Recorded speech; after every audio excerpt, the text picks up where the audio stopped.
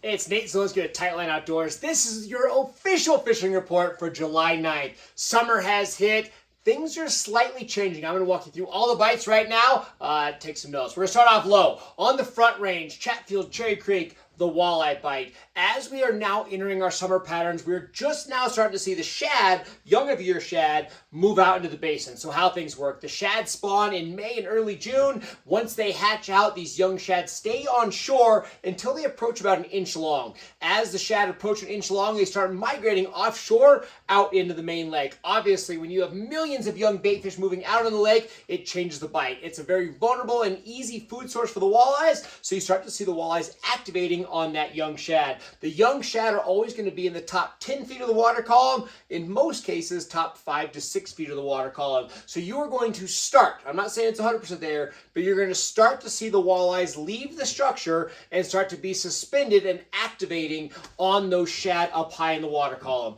What do you do about it? How do you catch them? There's two options. Number one, if you still want to fish structure, you like the live bait rigs, the slip bobbers, the jigs, find structure that is shallower than 6-7 feet. So if you're at Cherry Creek, go over on that far south side. Everybody's kind of scared of it. They're worried there's stumps. They're worried about the shallow water. The shallow water is your friend. So go to shallow water, again, structure. So shallow to deep. Find those contour edges that peak out at that 5, 6, 7 feet. Those walleyes are still going to hang there because they can sit there and it's still a good approach for those young bait fish. If you don't want to go jig or slip bobber or live bait rig that shallow water, you're going to have to fish for these fish suspended.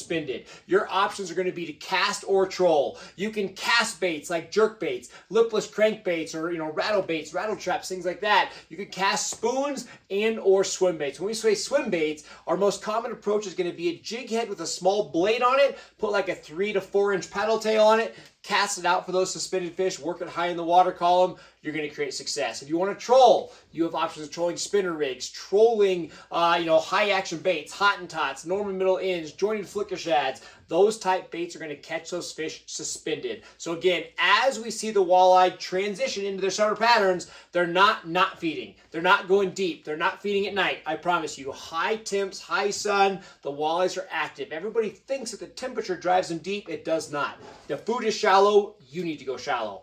Let's talk about Chatfield a little bit. Chatfield has a phenomenon going on, right? It has young shad that just hatched out, moving out to the basin. We are seeing some walleyes moving out to the basin to activate on that bait fish. But we keep talking about the yellow perch at Chatfield, right? We have got millions and millions of yellow perch in that fishery. The young yellow perch in that fishery are staying to the bottom. Perch do not come up in the water column high like a shad does. They stay low in the water column. So at Chatfield, you have a lot of walleyes that are going to stay low, stay on structure, activating on those perch. So if you're an angler that likes structure fishing, you like the live bait rigs, Chatfield will last a lot longer on that technique than Chatfield or than Cherry Creek will, than Pueblo will. So again, you want to stay on structure, Chatfield's bite is going to extend into the summer simply for the diversity of the bait fish there. So walleye, suspended up high on the fish that are activating on shad. If you don't want that, go to Chatfield, find the fish that are feeding on perch. You can fish them on structure. Hopefully that helps you out. The bass at both those fisheries, the largemouth at Cherry Creek are going strong. They are hanging on any sort of structure you can possibly find. So we're catching largemouth at Cherry Creek on the old stumps like we just talked about on the south side. There's also quite a bit of weeds floating around the marina. A lot of big largemouth hanging around those weed beds. Find those, you're going to find those big bass. Chatfield, we have both largemouth and smallmouth. I want to talk about the smallmouth really quick. So everybody has been fishing the rocks, right? The entire dam is loaded with bass. It's been great. All the points on the fishery, the marina point, the point over by the handicap pier, all the points in the fishery, even the North Boat Dock, are holding bass. What's the difference of small fish versus big fish? The small fish are up shallow, the big fish are hanging slightly deeper. So if you want to catch numbers, stay shallow. Again, 2, 3, 4 feet of water out to maybe 8 feet. You want the bigger bass, I would focus on that 10 to 15 feet. That's going to help you out get those bigger bass. Think about that, it'll help you catch some fish. As we transition up to the high country, I want to talk about trout and pike. We're going to start off talking about pike.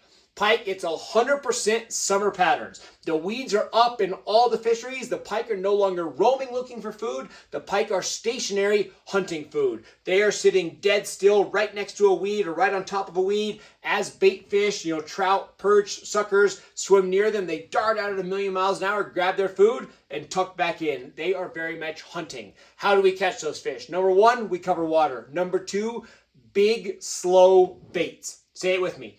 Big, slow baits. You want a big bait that moves slow. Noise is your friend. Flash, right? You want to visually see the bait. You want it flashy. You want a big presence. You want shine. You want to visually be seen. You also want to be vocal. Noise is your friend. Vibration, rattles, anything that makes noise is going to hear the make noise. Those pike are going to turn and look at it as they see it come by. They're going to dart out. My favorite baits right now, jerk baits, are doing very well. Find a weed line. Find a weed flat that you can fish just slightly over. A jerk bait, make a lot of noise. Heavy jerks, get those beads rattling, then let it sit still. So slap, slap, sit still. The pike hear it, they look for it, they see it because it's not going by too fast. You're going to catch the fish. Big glide bait, same type of thing. If you have a glide bait with a rattle it in, you can do it just like a jerk bait. Get the bait to turn side to side, it's flashing, it's making noise, and then it sits still. Allows the pike to make their approach.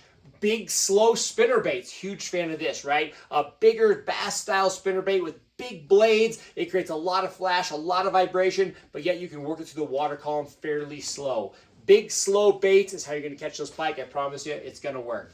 Trout. Trout are all over the place. 11 mile, spinny, and Antero. The bug hatch is all over the place. We have got midges. We have got damselflies. We got caddis. You got everything, right? So every type of bug is hatching at those fisheries. It has the fish spread out everywhere. Your big trout that are feeding on damselflies, which is like a dragonfly larva, those fish are up in 1, 2, 3 feet of water. Those bugs crawl out of the water to dry their wings and fly off. The trout feeding on damsels are extremely shallow. The trout that are feeding on hatches that are in that deeper water are sitting deep. I would say if you're going trout fishing, 11 mile spinny or Antero, 2 feet of water to 10 feet of water, there are fish throughout the system. I personally am finding the biggest fish and the most aggressive fish in that shallower water. So I'm putting a lot of focus in that shallow water. Things like swimming hair jigs. You take a marabou jig, swim it. It's a dynamite bait. You throw spoons, right? Tasmanian Devils, Castmaster, Bass Pro, Flashy Time spoons. All of those spoons are doing very well. Again, on the conventional tackle side, the spoons,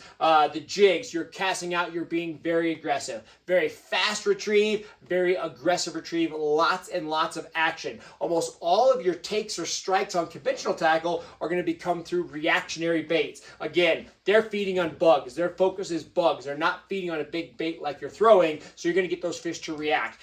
Big, fast movements are going to, again, create a reaction. Those fish are going to feed out of reaction feeding, not out of a normal, feed, and you're going to catch those fish that. So reaction is the name of the game. I would focus on shallower water. If I went to Antero right now, I'm going to focus on the south side of the reservoir in 4 to 6 feet of water. If I'm at Spinney, I'm going to put a major focus on North Bay and the Bird Islands in 2 to 5 feet of water. At 11 mile, I'm going to put a focus on all the points and or Stoll and Hobart Point. Those are going to be my big features there. So hopefully that helps you out. Those are the key bites that we're on right now. Again, this is your fishing report for July 9th. We're going to have another one coming up for you in 2 weeks. We're going to start releasing our fishing report right here on YouTube and our direct email list every 2 weeks. Stay tuned. I promise you, at least of the bodies of water that we guide on, this will be the most informed information you can possibly get. Guys, again, I'm Nate Zielinski of Titan Outdoors. Thank you so much for watching.